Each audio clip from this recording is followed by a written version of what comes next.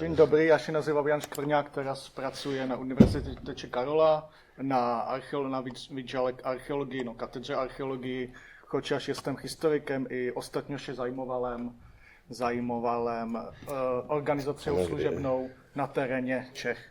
Jak już teraz byla mluva o kalečeniu, to mi się też udało w nazwie miasta, gdzie jesteśmy, które według jakiego portalu turystycznego jest miasto, gdzie z czeskim wkładem powstała Polska. Jednak ja się będę... chodzi o Dobrawę i nie o Břetislava. Ani o Wojciecha? Nie, tam chodziło o Dobrawę, nie wiem czemu, ale w tym artykule nie chodziło nawet o Wojciecha. Jasné. Ale w każdym razie ja się będę zajmować Czechami w okresie wczesnego średniowiecza, przede wszystkim XI i XII wiek i nazwa tej prezentacji jest rola grodów w českých ziemiach za Přemyslidów, czy to byly siedziby organizacji služebnej, jest to po angielsku, ale ja to powiem po polsku. Tutaj mapa, widzimy tutaj dwa gatunki tych grodów. Wszystko z czego, na czym polegam, to są wzmianki źródłowe. Jest to źródeł z dokumentów przede wszystkim czeskich książąt. Tutaj widzimy czeskie księstwo. No dobrze, są tam Lužice, ty nie byly zawsze czeskie, ale przynajmniej tutaj w tym referacie albo na tej mapie te Lužice są czeskie, choć wiadomo, że przez pewien czas były też polskie. I widzimy tutaj dwa gatunki tych grodów. Ty czerwone, ty większe, to są grody, które są siedzibami albo centrami jakichś kasztelanii. U nas nie mówi się, albo w tych źródłach czeskich nie ma słowo Kastelánia, jest tylko prowincja albo jakiś region. W każdym razie w tej historiografii czeskiej się mówi o kasztelániach i tak można się posługiwać i teraz. Więc wiadomo, że te duże punkty byly siedziby kasztelany, czyli byl tam jakiś kasztelan i prawdopodobnie też tam byly zbierane ty daniny i ty podatky i tak wszystko. I te mniejsze to są różne pozostałe inne grody, które prawdopodobnie miały jakąś funkcję wartowniczą, czasami też to mogly być jakieś siedziby, garyzony i tak dalej. Ale w każdym razie tam nie był ten kasztelan, który był szefem tej prowincji, tego grodu, tego zamku. A to już mówiłem o tych dwóch typach i też tam, a co ciekawe, mamy dwa typy tych kasztelanii, tych prowincji, że czasami mamy wiadomo jakieś polne kasztelanie, które oczywiście są raczej tutaj w tych dolinách rzek Laby i Ohře, tutaj, albo i na Moravách, gdzie jest Dyja, tutaj jest rzeka Morava. I te kolejné jsou také, które są nazywane Vltavsko albo Rokytensko, co byłoby v języku polským jakiś tam Vltavščina. I tam wiemy tylko o tym, że jest prowincja, nie wiemy dobrze, gdzie była ta siedziba tej prowincji. Też jest kolejny problem, że ten system oczywiście był trochę zmienny, czasami jakieś tam zamki albo grady powstają, czasami znikają z tych źródeł, prawdopodobnie znikají zupełnie i czasami też się trochę zmienia ten kształt tych prowincji, ale to tylko, no nie wiem, pewnie nie wiemy granicy tych prowincji. Pytanie, czy nawet jakieś granice były, skoro na przykład tutaj był las w tych regionach czeskiej Vysočizny. I co jeszcze wiemy o tych grodach? Wiemy, że było jakieś zaplecze, które niestety mamy już dopiero z drugiej połowy XII wieku. I wiemy, że od tego roku 1170 już to zaplecze tych grodów jest tylko ziemia. Już to nie są ludzie albo jakiś służebnicy, już wiemy tylko, że częścią tego zaplecza, które miało żywić ten grod, była tylko ziemia. Oczywiście ziemia znaczy z tymi ludźmi, którzy są na tej ziemi, więc wiemy o tym, że jakieś wioski były de facto połączone albo były tym zapleczem tych grodów. Co tam jest ciekawe, są tam tak zwane klockie wsi albo kloccy ludzie.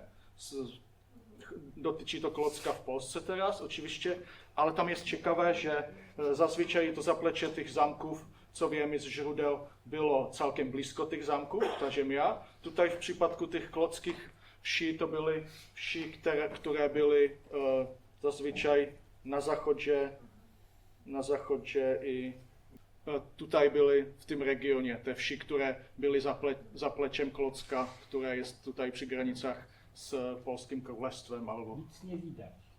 Nic nie widać? No. Čili Klocko jest tutaj i te wsi, które były za plečem Klocka, były tutaj w zachodnich Czechach i tutaj w Czechach północnych.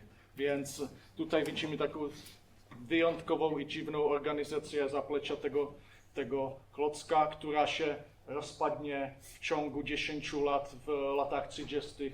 XIII wieku, kiedy Václav I, český król, wszystkie te wioski daruje jakimś tam klasztorom w tych Czechach zachodnich.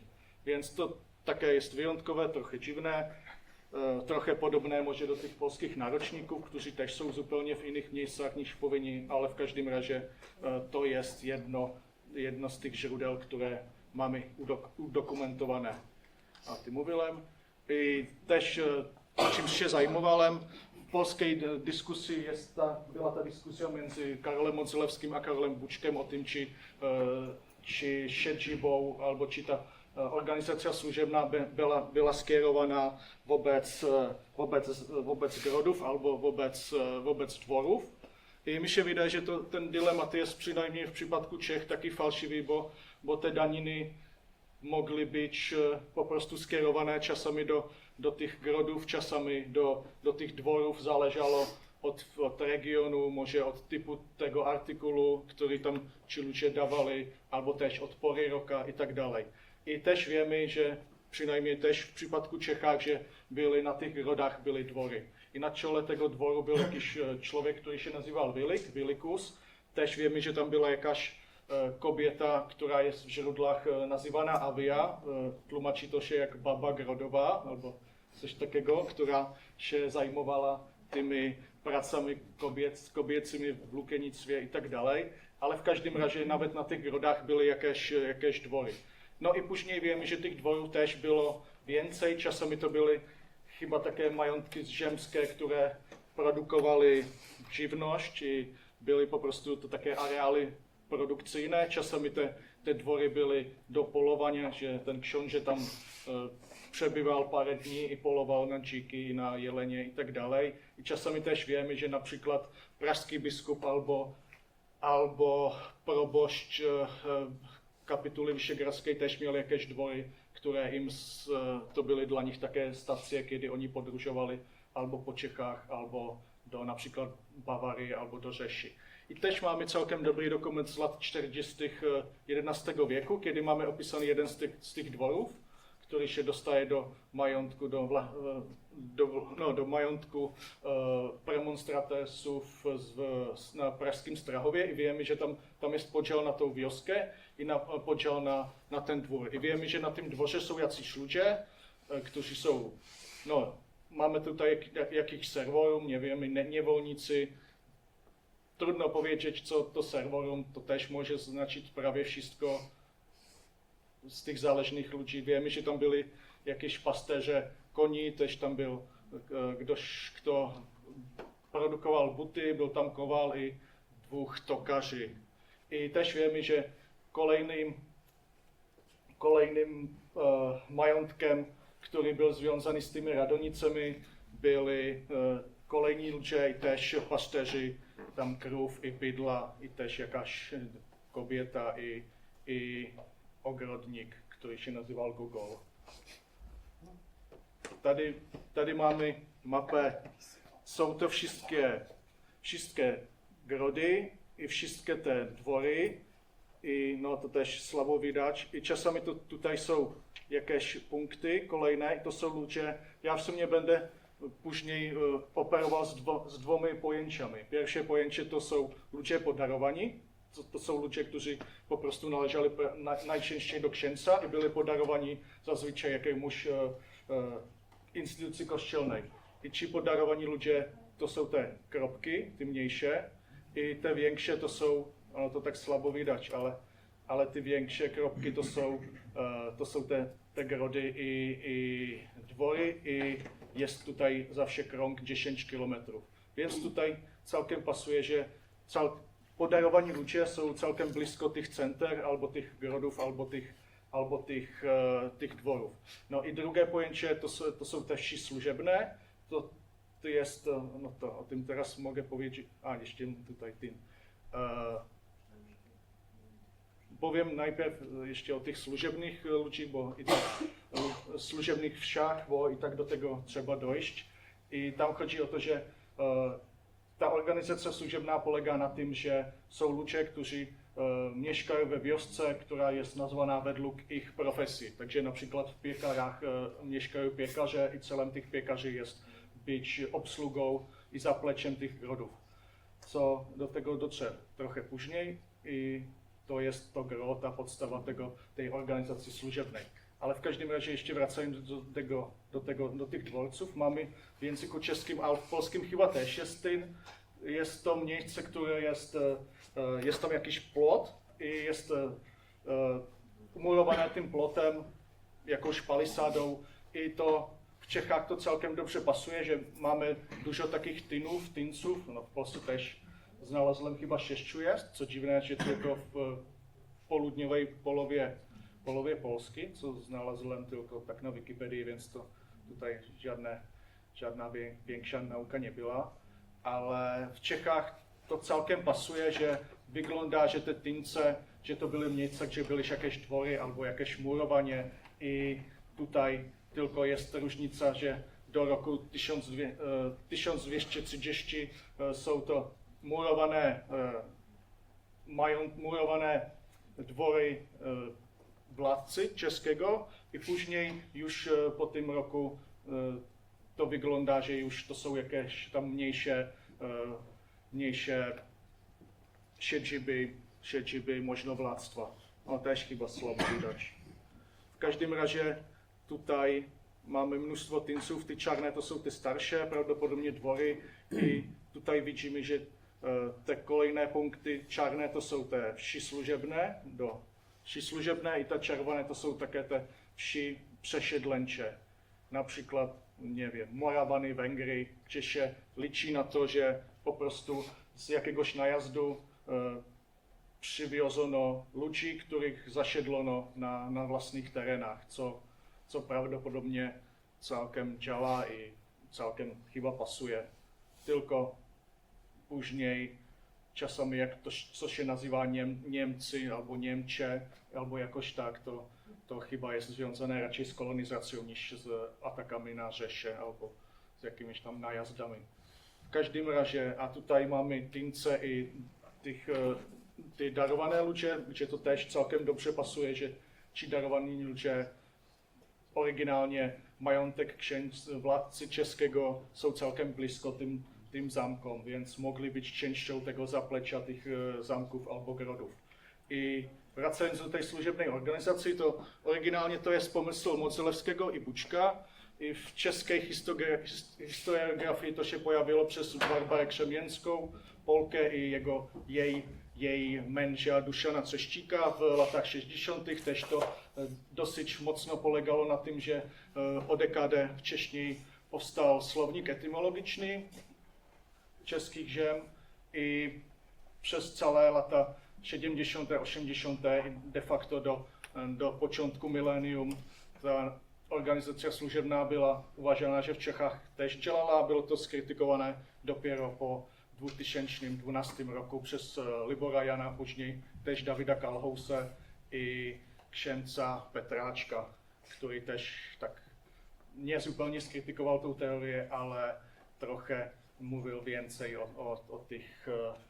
o tym, jak to działało i że to nie było tylko organizacja jakiejś własności księdza czeskiego. I było to tutaj oni przedstawili mapę, która niestety przedstawili tylko mapę, nigdy nie była przedstawiona jakaś lista tych lokalit, tych miejscowości, więc trudno było to trochę sprawdzić, więc musiałem to wszystko znów zrobić całkową listę wszystkich tych miejscowości. No i jest tam dużo takých pytań, či to naprawdę ta organizace služebná byla.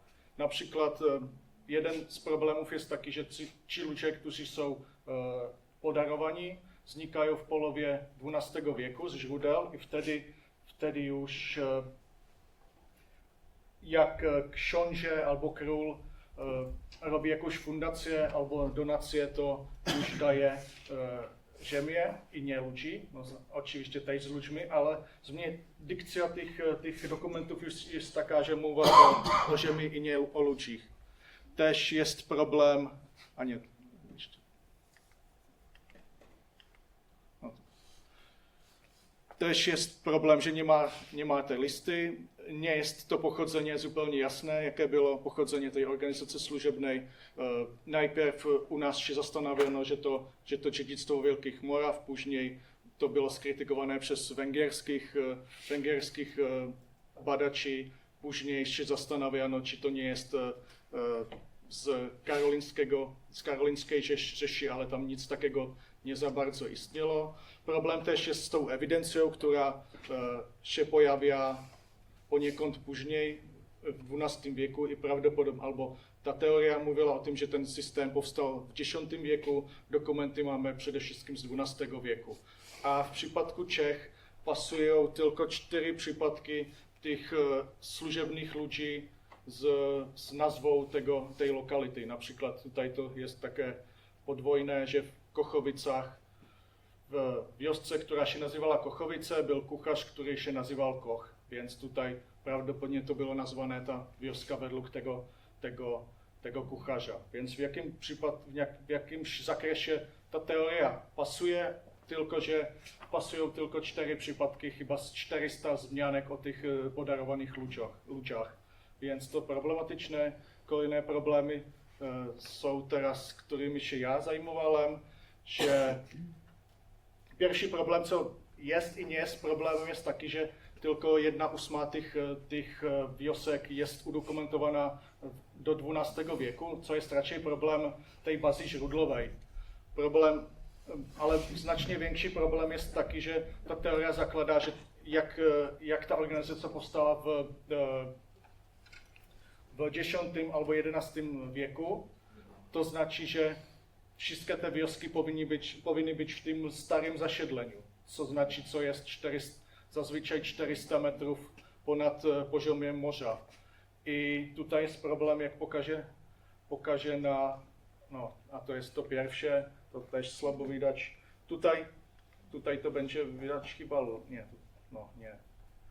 W każdym razie ta zieloná linia to jest granica tych 400 metrów i widzimy, że tutaj jest mnóstwo wiosek, które po pierwsze są udokumentowane dopiero z XIII wieku i po drugie są po prostu za wysoko na to, żeby mogli być z tego najstarszego zasiedlenia, które rzeczywiście było tylko w dolinach rzek.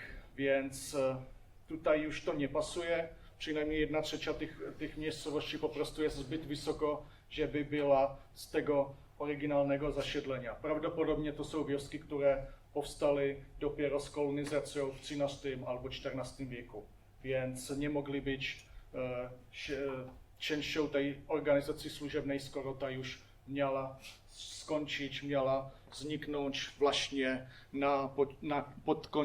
pod koniec XII albo na początku XIII wieku. Więc to jest jedna z tych wad tego systemu. Później tutaj żółte punkty to są te wioski služebné, te fioletowe punkty, albo co to za kolor, to są podarowani ludzie. I tutaj widzimy, że podarowani ludzie są po prostu w tych regionach, gdzie było to najstarsze zasiedlenie i później tutaj są, ale to już chyba jest początek kolonizacji, może nie jeszcze niemieckiej, ale jest to kolonizacja z XII wieku, kiedy tutaj powstaje trojga klasztorów i dostają prawdopodobnie kolonizacyjne wioski. I widzimy, że mnóstwo tych wsi služebných jest całkiem w innych regionach, co jest zupełnie dziwne i trudno to wytłumaczyć, jest to, że na tych Morawach jest málo těch podarovaných lidí, ale to může být tež braky v té baže žrudlovej, v baže těch dokumentů. I ostatní problém tež je taky, že množstvo těch wiosek služebných je tež celkem daleko od těch grodů. Więc jak byly by change tego systému, ten systém byl by celkem nevydolný, přestože bylo by třeba dužo podružovat tím lidem, kteří jak měli být jakimiž kuchařami, to chyba nemohli codziennie chodzić ponad 10 km tam i ponad 10 km z powrotem, więc dlatego uważam, że ten systém v Čechách nedělal, tak uważam, že ten komponent etymologiczny tego systému, tej organizace služebnej, že jest przynajmniej w českém środowisku, w české historiografii, v té rzeczywistości 13., 12., 11. wieku wątpliwy, že oczywiście mamy podarovaných ludzi, mamy ludzi, którzy mieli obowiązki coś robić, ale nebylo to tak, že ti ludzie mieszkali v těch wioskách, które się nazywali według tych profesí. Oni mieszkali gdzieś indziej, mieszkali chyba wszędzie okolo tych grodów, ale po prostu nie uważam, że jest słuszna ta koncepcja tego, że oni mieszkali w tych wioskach, które są nazwane według tych profesí služebných. Więc, čili můj wniosek jest taki, že ta teorie może v Polsce pasuje, to neviem, to nesprawdzałem, im się nie chce, ale jest to jeden z importów Polski, który się raczej nie udal. Import teorii, która moim zdaniem w przypadku Czech nie pasuje. I to jest wszystko. Dziękuję za uwagę.